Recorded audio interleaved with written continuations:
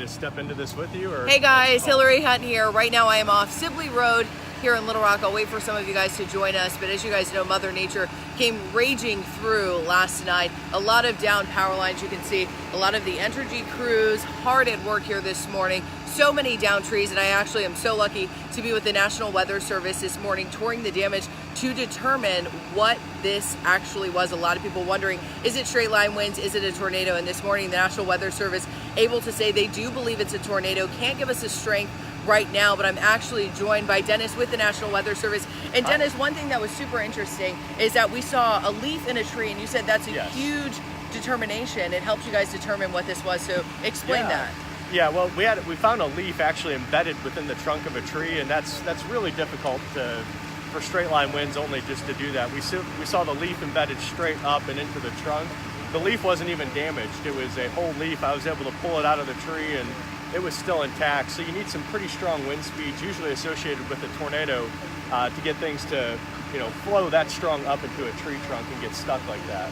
And then other things you're looking for, we saw a number of downed trees all going different directions, and you said that's also a huge red flag as to this not being straight line winds. That's right, yeah. What we look for is any one tree can be twisted or something. That doesn't necessarily mean it's a tornado, but when we see trees all lying towards a common path, you can see them all lying towards this, this line coming from the cemetery down through this road here.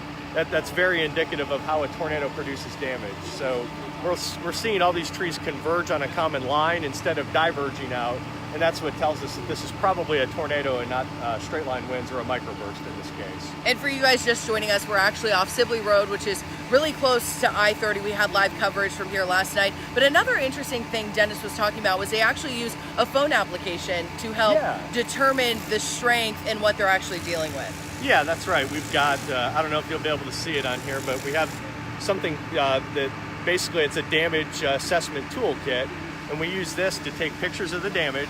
That gives us an estimate of how strong the winds were from researchers that have tested this in wind tunnels and things like that, and that's how we can relate it to back to the strength of the tornado. We can try to find out how strong the winds were with the tornado, and we can also use the GPS points to find the path length and the path width.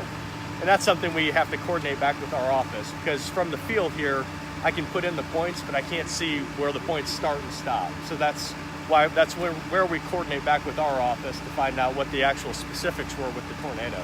Perfect. Well, thanks so much, Dennis. We're going to continue to follow along with the National Weather Service, but like I said, they can confirm that a tornado touched down here on Sibley Road off of I-30, but we are waiting to determine the strength. I'll continue to follow along with them and bring you guys live updates. Thanks so much for joining us, and thank you to Dennis with the National Weather Service.